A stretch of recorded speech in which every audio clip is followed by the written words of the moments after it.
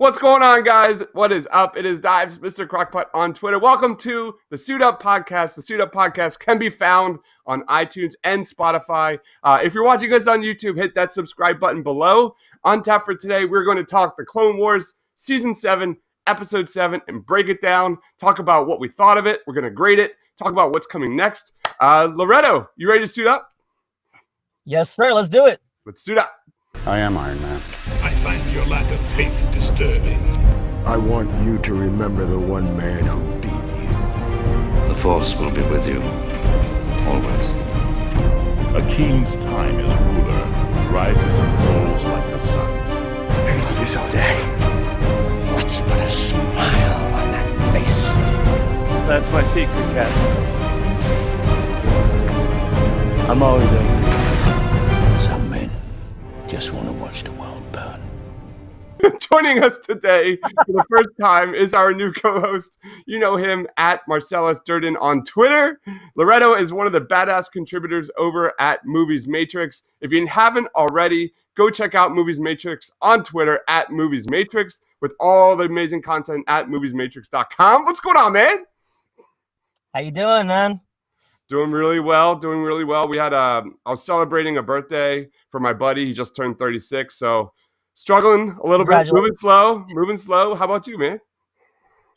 Well, I'm over here West Coasting it in the Bay Area, Northern California. People aren't familiar. It's quite gloomy, which is odd because, we're spoiled out here as Californians. So other than that, had a rough morning, but, ready to just keep it trucking. Let's do it. Tell our listeners a little bit about yourself. What are your favorite comic book movies? All that shit.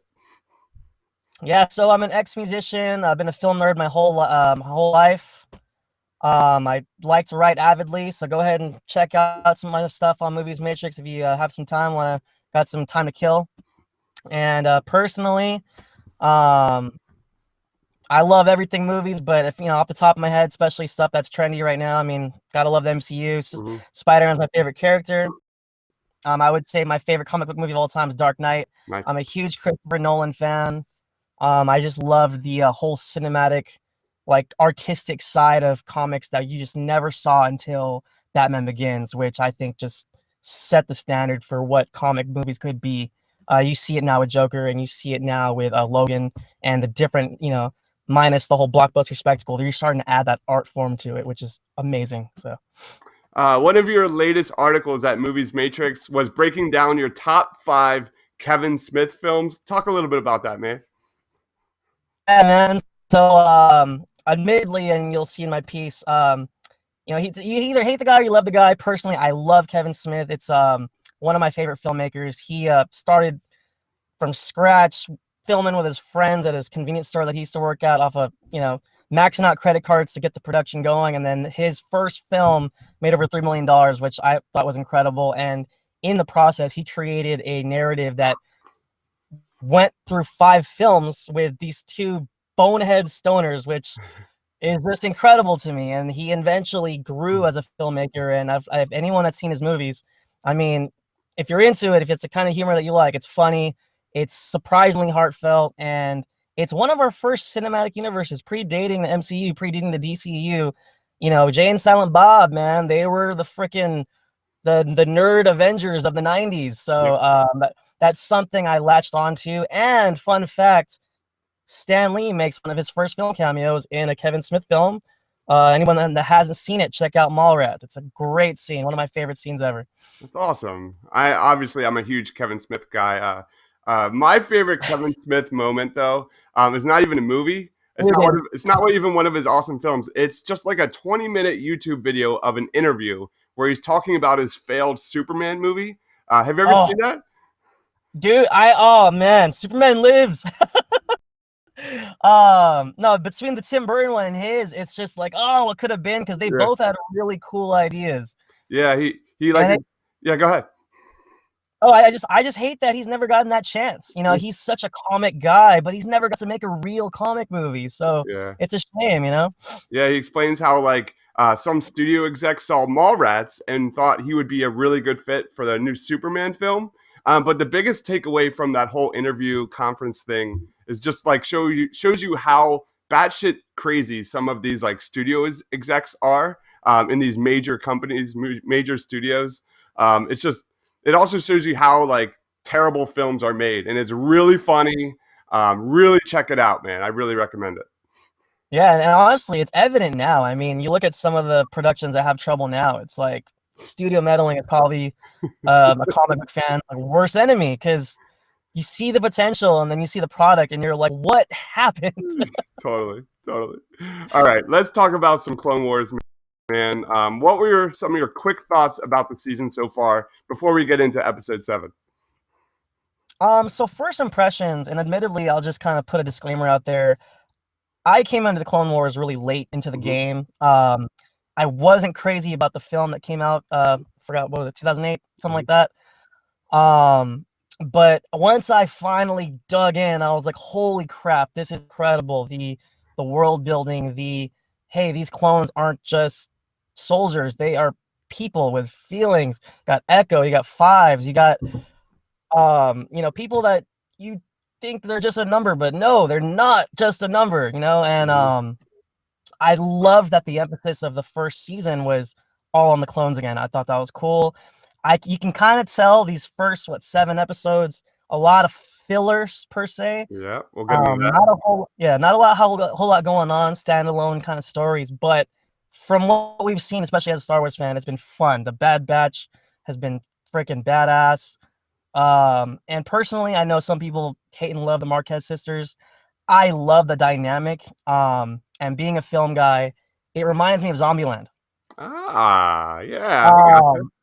I love Emma Stone. I love Abigail Breslin, and that whole like tough sister, tough love. Like, I know what's best for us. We don't trust nobody. It just kind of reminded me of that dynamic, and that's one of the things I liked about it. So some people are like, "Oh, Trace is annoying," and I don't like Rafa. She's dumb. But it's like you got to think about that different perspective. Like maybe she's putting them in danger, but maybe that's the only way they've lived. So totally. And of course, Ahsoka's the queen. So don't gotta talk too much about her, but just seeing her again, it's just like, oh. Yeah. So I saw the trailer. I went into this, with so many theories of season 7. And I thought it was somewhat shocking. The first arc of the season 7, I thought it was going to be about Echo and Rex and that whole dynamic. And really the first arc was the central focus of it was the Bad Batch. So I found that really interesting. I love the Bad Batch. I think that was really fun. But I thought Rex and Anakin had more of a dynamic than Rex and Echo. And I found the Anakin Echo dynamic way more interesting because, like you said earlier, it's really interesting how the clones aren't just these the same people across the board. They have their own unique personalities. They have their own unique traits. And I just found that really, really cool. For me, Wrecker was my favorite. I don't know about you, but I just found that, this guy's the tank. He's the guy on the front lines, but he's also afraid of heights. And he by far had the best dialogue, the best action scenes. It was really fun. I grade it this season so far around like an 8. It's been really good. The latest episode, which we're about to get into, was a little bit of a disappointment. But overall, it's been pretty good. So let's talk about our favorite moments from episode 7. Go ahead, man. What are your favorite moments in this episode? Actually, I kind of liked, we always have our theories of what we think is going to happen. I liked that in an almost Rian Johnson-esque way. It subverted my expectations because in my head, I was like, oh, shoot. Okay, maybe Anakin's going to save him or save them. And we're probably going to get that reunion that we've been kind of anticipating. Didn't happen. The way they ended up breaking out was a complete surprise to me. Like, oh, shit, Trace did something. Good for her. And I also liked that they gave her an opportunity to redeem herself because that prior episode, I was like, oh, you're such an idiot. You dumped the spice. Why would you do that? The fact that she had a chance to redeem herself and kind of help bust them out, I thought that was really cool. I had to do some backtracking a little bit because I noticed the Mandalorian looking. Mm-hmm. I think that was Bo-Katan. I'm 100% thinking that's Bo-Katan. Yep. Okay, yeah, because I remember that was the teen sister, and she helped Obi-Wan escape from Mandalore, and it was kind of, I was like, wait a minute, oh wait a minute. So I had to do like a double take, but that was probably my favorite moment, and yeah, I'm glad that they were able to kind of bust out, kind of in a sense, but like without the Jedi's help, without any other external forces, I thought that maybe Bo-Katan would jump in at the end. Mhm. So again, it was a pleasant surprise to kind of see them handle themselves like surprisingly well. So Yeah, my favorite moment, it's kind of a double-edged sword here because it's my favorite moment, but also it brings some negatives to it. So it's the beginning of the episode, episode 7, where you see Rafa and Trace kind of explaining their backstory, how their parents were killed, in the aftermath of some sort of Jedi event conflict. I thought that was really interesting, giving Rafa and Trace kind of the moment they needed to kind of establish some character building, push their character arc forward. I thought that was really fun. Star Wars is at its best when it's touching on those gray areas between the light versus dark, all that kind of stuff. And I thought, episode 5 really nailed it. It was kind of when Rafa and Trace are kind of hesitant about the Jedi. They think the Jedi started the Clone Wars. I thought that was really interesting. And episode 7 kind of went back to that. And it kind of brought that forward a little bit. And it was really interesting to see how, Trace Martez has this opinion on the Jedi where she believes it was the Jedi that started the Clone Wars and abandoned the people of Coruscant. That's what I love. However, we talk about the negatives, and are the Martez sisters taking screen time away from Ahsoka? And I went into this arc so excited for Ahsoka, and really seeing Ahsoka take a backseat to the Martez sisters. How do you feel about that, man? I wouldn't say so much a backseat because she did have some kung fu. She knocked the crap out of those guys in that tower, and she actually she had one of my favorite moments of the season so far. Okay. Because I think there was some licensing rights with the music, if I'm not mistaken, and Ahsoka's first episode back, I think that was 5, right? Holy crap, when you hear the binary sunset, like she was saving Trace and you heard the I was like, oh my god, this is beautiful. So I feel like personally, I think Ahsoka's had just the right amount of moments that you're like, fuck yeah. But in that same regard, I think we have to learn about the Marquez sisters. I think in order for us to care, I think, because especially where this arc seems to be going, they're kind of like their own little group, little like clan, we'll sort of say. And I think that's probably one of my favorite things about Dave Filoni in general. I think that's why The Mandalorian's so good, is just that he knows how to make you care about these characters. And personally, I don't mind if they have a little bit of screen time because we've never met them before. So I think that's one part of it that I think is important. I mean, we know who Ahsoka is. I don't think we needed to, and I think Dave Filoni is also setting us up because you notice there hasn't been Darth Maul yet. We haven't seen the reunion between Anakin and Ahsoka yet. So I think he's teasing us. He's kind of building it up gradually, and I don't mind it because I'm sure by episode 10, 11, whatever it is, we're gonna be like, oh, here we go. So the anticipation's been kind of nice for me. So yeah, I thought this episode was kind of pointless. What would you grade it out of 10, man? I'm in that like 6.5 out of 10 range. What about you? 100%. I mean, it's not like upper tier Clone Wars so far, but I think one thing, again, touching back on what Filoni does well, I think he makes filler interesting. Yeah. There's not a lot going on. It's even like the littlest things. I thought it was kind of interesting how that guy, hey, you have any credits? So that bum-ish looking guy. And it's kind of funny. You're like, what the hell was the point of that? And then later it comes back like, hey, I've seen those guys. So I thought that was kind of funny. I love those little details. I noticed those kind of things. And it's definitely, oh, I forgot. There was another detail I love, being kind of nerdy. Around 9 minutes and 23 seconds in, we get a Wilhelm scream. I love it. And for anyone that's not familiar with a Wilhelm scream, it's a very funny gag that filmmakers and directors throw in. You hear it in Star Wars, you hear it, I've heard it in Indiana Jones, you hear it even in Pixar, and it's one of those funny things. If you know about it, you're like, oh, there it is. So, that was awesome. So it's awesome. episode 7, it was entertaining, but ultimately, I don't think anything really happened. You saw them, stuck in a prison. Things happen, then they get stuck in a prison. Nothing really happens other than some character development with Trace and with Rafa. I think the current arc is all about Ahsoka learning to understand who she is and what she wants to become. I find that really interesting. I think everyone knows what Ahsoka is going to be, except for Ahsoka herself, obviously.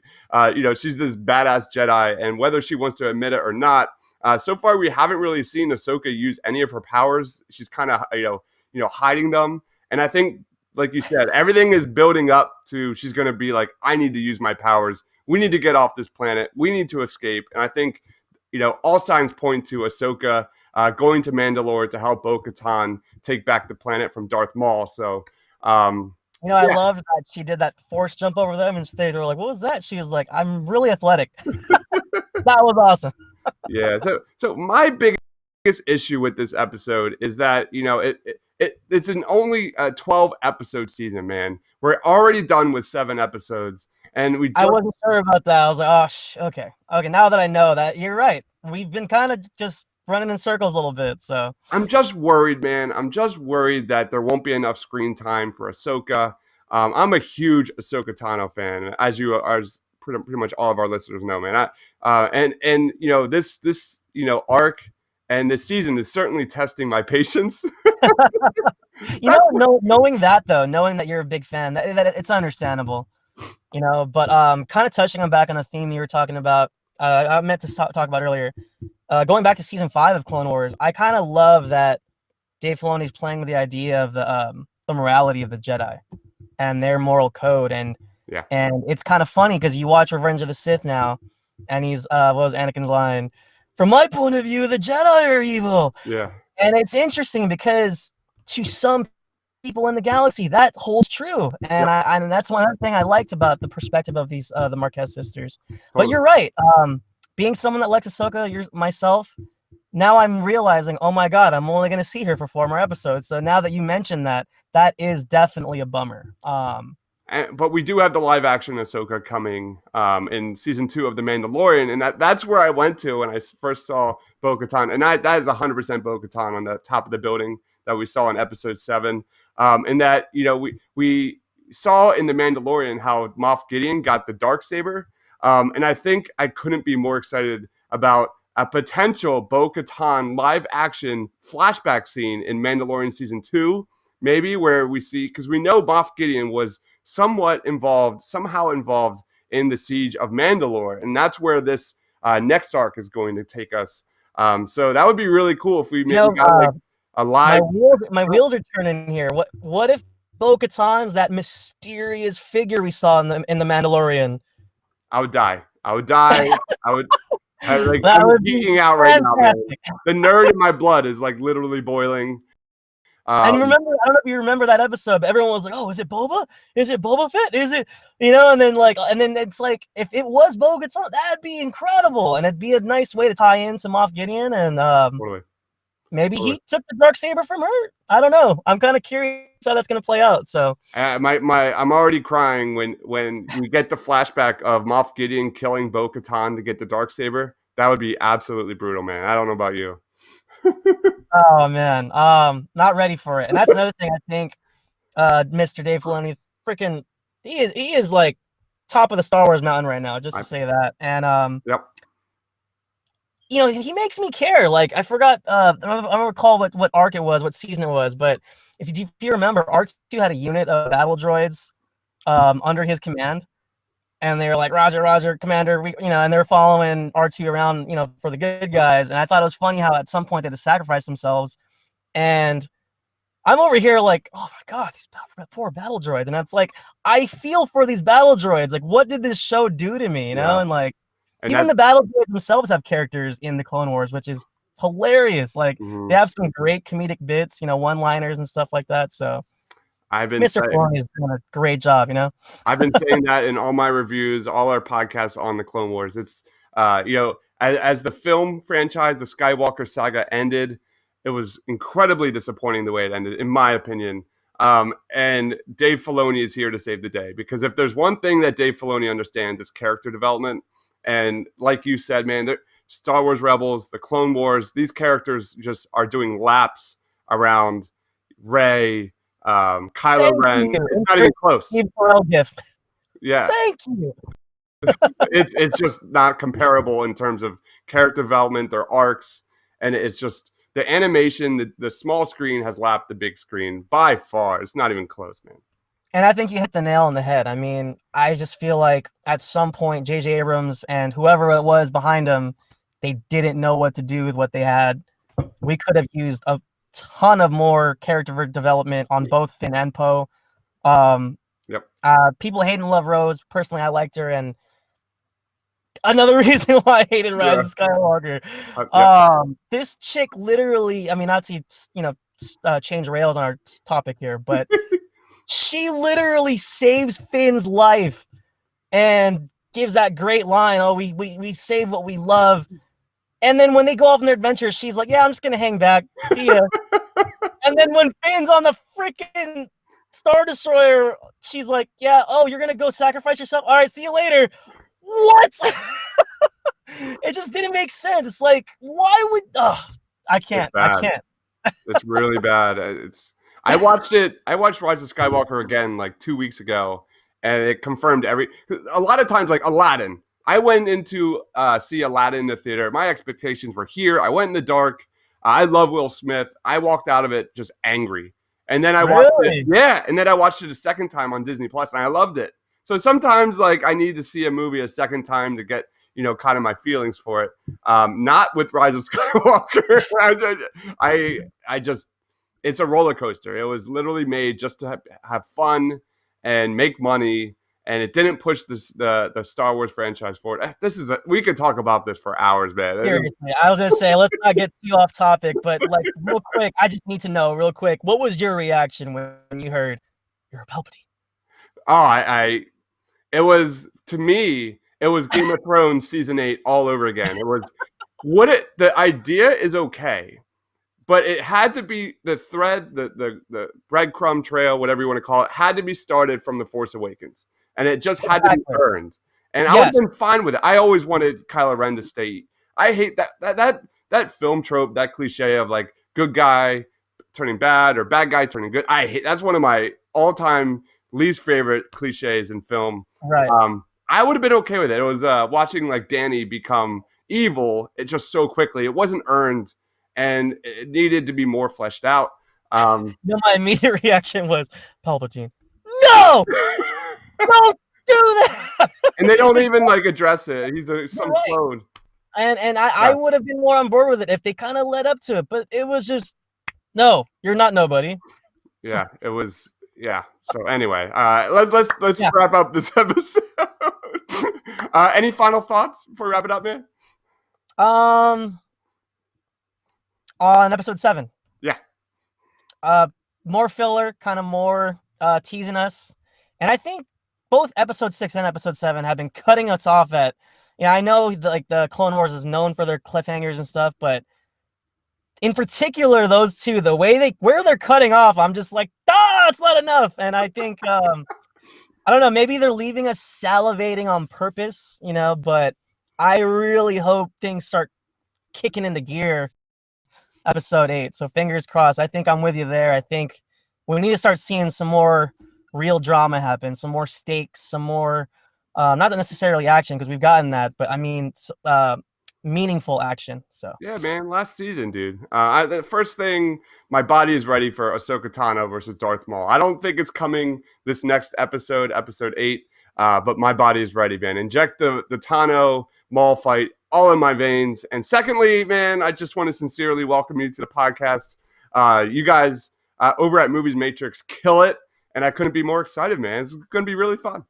Thank you so much. Appreciate the kind words. Thank you for having me. This has been a blast, and I'm happy to, for what the future holds. Let's do this. Yeah.